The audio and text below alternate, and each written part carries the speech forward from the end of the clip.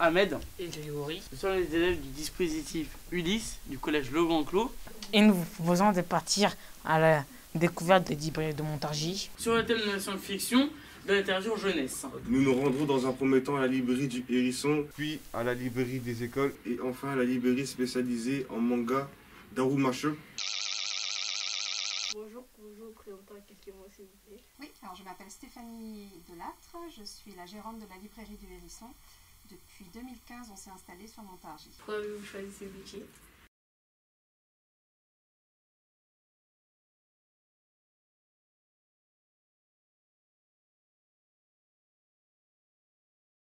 Nous sommes ici pour vous parler de la science-fiction dans la littérature jeunesse. Pouvez-vous nous expliquer ce qu'est la science-fiction? Alors la science-fiction, c'est un style littéraire qui est présent depuis quelques décennies. C'est un style bien à part, où on va parler de choses qui ont attrait à la robotique futuriste.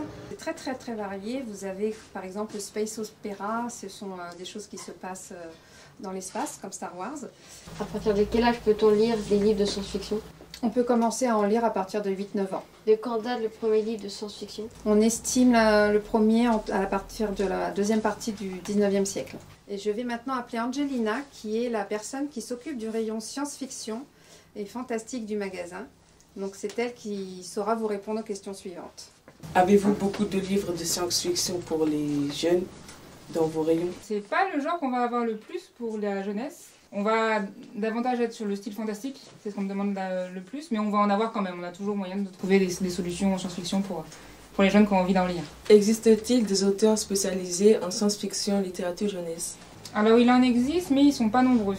On va avoir Dashner, Dixon, mais en fait ils vont avoir quand même tendance à surfer un petit peu sur plusieurs plateaux. Ils vont faire de la science-fiction, mais il n'est pas impossible que juste après ils fassent des séries fantastiques. Ils vont pouvoir sans problème surfer entre le fantastique, la science-fiction, puis revenir à la fantasy. Il n'y a vraiment aucun problème. Il n'y a pas vraiment d'auteur spécifique en science-fiction jeunesse.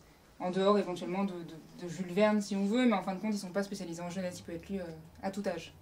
Pour finir, avez-vous quelques coups de cœur à conseiller aux jeunes lecteurs?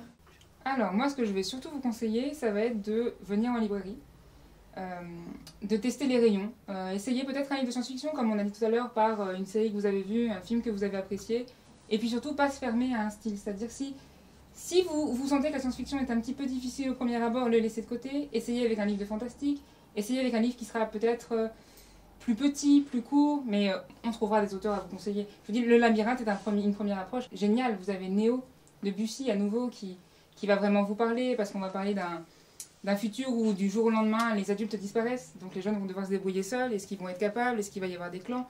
Il y a toujours quelque chose à vous conseiller. Bonjour, pouvez-vous vous présenter en quelques mots? Donc enchantée, je m'appelle Nour, je suis libraire au Daruma Shop, j'ai 29 ans. Et moi, du coup, Brissac Jem, j'ai 30 ans dans quelques jours et gérant de la librairie Le Daruma Shop. Pourquoi avez-vous choisi d'ouvrir une librairie spécialisée manga à Montargis? L'opportunité s'est présentée, donc je l'ai saisie. Ça fait 10 ans que je travaille en librairie BD manga, mais auparavant, je travaillais sur la région parisienne. Quelle différence peut-on faire entre science-fiction, fantasy et fantastique? Alors entre la fantasy et le fantastique, puisqu'ils sont souvent confondus, la fantasy c'est un univers où il y a déjà de la magie, du surnaturel, des choses anormales, alors que le fantastique c'est notre monde à nous, un monde réel supposément sans choses surnaturelles, et un élément anormal vient changer la réalité du héros. Pour la science-fiction, ça va être une interrogation sur un événement, une intrigue, dans un futur plus ou moins proche ou très lointain. Voilà. Après, il y a plusieurs sous-genres comme le post-apocalyptique, l'utopie, la dystopie, ça reste assez vaste. Mais c'est toujours un questionnement sur qu'est-ce que va être notre civilisation dans X années avec X technologies. Lequel de ces trois styles retrouve-t-on le plus dans les mangas? Finalement, je dirais le fantastique et la fantasy. Ouais, peut-être plus encore la fantasy, puisqu'il y a énormément de mangas qui se passent dans des mondes autres où il y a de la magie. Est-ce que vous pouvez nous présenter des mangas de science-fiction? Ouais, je vais commencer avec Destination Terra. Donc c'est un manga un peu space opéra, donc du shoujo, donc manga à destination d'un public entre guillemets féminin, et ça va être pas mal de romances. Ensuite, pour la jeunesse, vous allez avoir Astra, Lost in Space, donc également un space opéra, mais qui mêle de l'aventure. Vous avez des héros qui vont se perdre dans l'espace, un titre jeunesse. Et pour les plus anciens, Akira, donc un manga de science-fiction qui va mêler du post-apocalyptique, de la dystopie. Donc un pionnier du genre pour les adolescents et les jeunes adultes.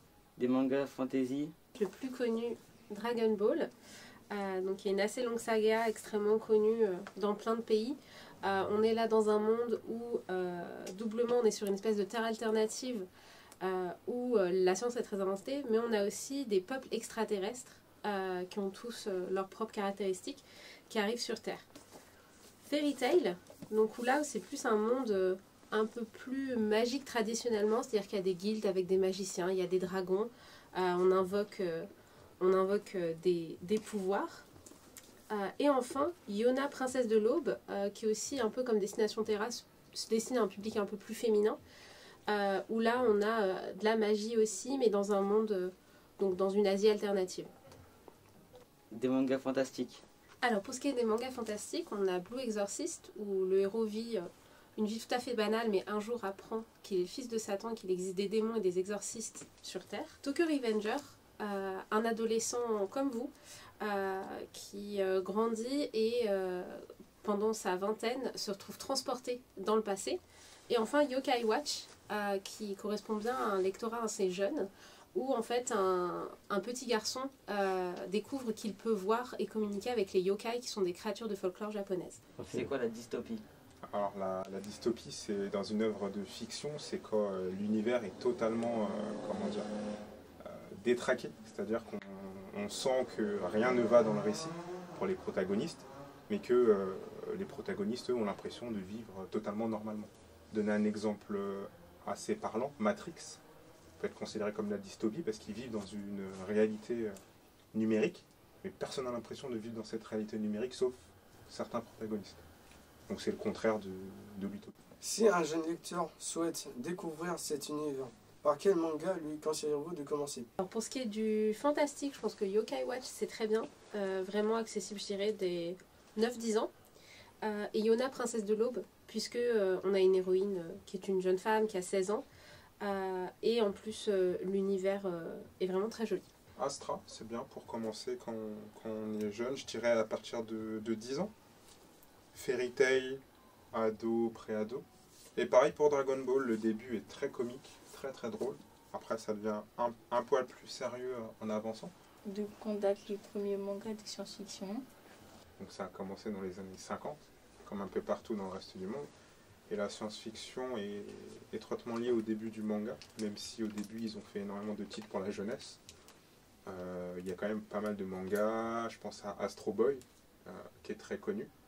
Mais après, vous avez eu pas mal de choses qui ont fait écho aux bombes nucléaires, donc Nagasaki et Hiroshima. Ils ont été extrêmement choqués des retombées de la bombe atomique, et ça s'est lié à l'avancement très très fort de la technologie, tout d'un coup au Japon et même dans le monde. Et du coup, on a eu de plus en plus d'histoires sur les bienfaits ou les méfaits de la technologie et qui se passaient dans le futur. Par exemple, Destination Terra qu'on vous a présenté, c'est un manga qui a été écrit dans les années 70 où il y a eu un énorme boom de la science-fiction, notamment écrit par beaucoup de femmes. Est-ce différents univers de manga science-fiction? Déjà, la SF, c'est déjà très vaste. Il y a plein de... Je le disais tout à l'heure, vous avez de l'utopie, de la dystopie, de la hard SF. Et après, ça peut mêler plein de choses. Le manga le fait extrêmement bien. Donc, il peut y avoir un manga qui peut juste être basé sur du combat et être assimilé à de la science-fiction. Et à contrario, être une romance qui peut se passer dans l'espace. Tous les genres peuvent être mélangés. C'est ce qui fait la force du manga. Pour des titres, par exemple, des combats dans l'espace, on va avoir des séries comme Gundam, qui a beaucoup de saisons. Et pour des choses avec plus de romance ou une emphase sur les personnages, Notant Contraire, qui est de la science-fiction, mais qui se concentre principalement sur les rapports entre les personnages. De manière générale, quel est le manga que vous vendez le plus? Demon Slayer, c'est un shonen, c'est un manga qui va parler de pourfendeurs de démons qui vont essayer, tant bien que mal, de pourfendre des démons. Donc l'équivalent des ogres chez nous, donc c'est des démons qui se nourrissent d'êtres humains. Et Jujutsu Kaisen, qui est aussi une histoire de démons et des gens qui les pourchassent, sauf que là ça se passe au Japon en 2022, un adolescent découvre l'existence des démons et des exorcistes puisque son lycée se retrouve attaqué. Quel est votre manga préféré? Du coup, pour moi, ça va être La Rose de Versailles, donc un assez gros manga. Ça se passe en France d'ailleurs. Ça raconte l'histoire fictive d'Oscar François de Jarget, une noble née juste avant la Révolution, qui est élevée comme un homme par son père et qui va se retrouver à protéger la reine. Ça va suivre toute l'histoire de la Révolution française avec bien sûr beaucoup d'ajouts et beaucoup de choses inventées. Ça va être Shaman King. C'est un manga qui date des années 80, début 2000, qui est très ancré dans son époque. Donc je disais ça quand j'avais votre âge. Et ça parle de quoi? Ça parle de Yo, qui est un jeune japonais plus flemmard que moi déjà, c'est assez balèze, qui est chaman. Donc, en fait, un chaman, c'est comme une oracle, un médium, qui fait le pont entre le monde des vivants et celui de l'au-delà. Et va être amené à participer au Shaman Fight, qui est un tournoi qui va élire le roi des chamans. Donc il va devoir y participer avec beaucoup de nonchalance. Et votre coup de cœur du moment? Je vais en avoir deux. Donc Chainsaw Man, qui est pour moi le manga du siècle, que je recommande de lire. Et dernièrement, ça va être La Danse du Soleil et de la Lune. Donc là, on est dans un univers fantastique, mais qui se déroule dans l'époque féodale au Japon, où notre héros est un guerrier, est un samouraï. Le problème, c'est qu'il a, on ne sait pas, un don ou une malédiction, c'est que tout ce qui est en métal se tord à son passage. C'est-à-dire que c'est un guerrier qui ne peut même pas manier un sabre. Alors pour moi, ça va être À tire d'aile, qui est un manga en un seul volume, qui est une adaptation d'une nouvelle de Tatsuo Hiro, donc un romancier japonais, qui se passe aussi en France, pour le coup.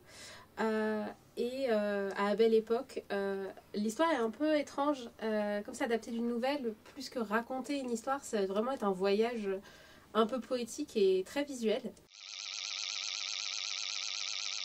Bonjour, pouvez-vous vous présenter en quelques mots? Je m'appelle Véronique Duplessis, je gère la librairie des écoles depuis 15-16 ans. La librairie se trouvait anciennement sur le trottoir d'en face et depuis 6 ans, je suis ici dans un local relativement plus grand. Ok. Que peut-on trouver dans votre librairie?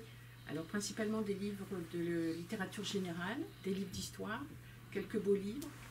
Après j'ai un rayon jeunesse assez conséquent. Est-ce que beaucoup de jeunes enfants ou adolescents viennent dans votre librairie? Ils viennent parce qu'ils ont des contraintes scolaires qui les obligent à venir acheter des livres. Et puis sans ça, pour le plaisir, on a vu se développer une nouvelle clientèle grâce au Pass Culture. Et donc dans ces cas-là, chez moi, ils viennent plutôt chercher des livres de romance ou les BD, ou comment j'allais dire, un peu de livres de science-fiction ou de fantasy. Les collégiens s'intéressent-ils à la science-fiction? Alors j'en vois quelques-uns dans le cadre du milieu scolaire, bien que la cible de ma librairie ne soit pas axée sur la science-fiction. Les principaux livres que vous lisez, que vous devez reconnaître, c'est donc le cas de Dr Jekyll et Mr Hyde ou 20 milieux sous les mers. Voilà, c'est ce que cette année on nous a principalement demandé pour les collèges. Donc je veux dire que pour moi, les collégiens s'intéressent à la science-fiction sur quelques titres conseillés. Avez-vous des livres de science-fiction et littérature jeunesse à nous présenter? Divergente. Et Phébos aussi, ça fonctionne bien. L'homme invisible, et Wu 2001, Odyssée de l'espace.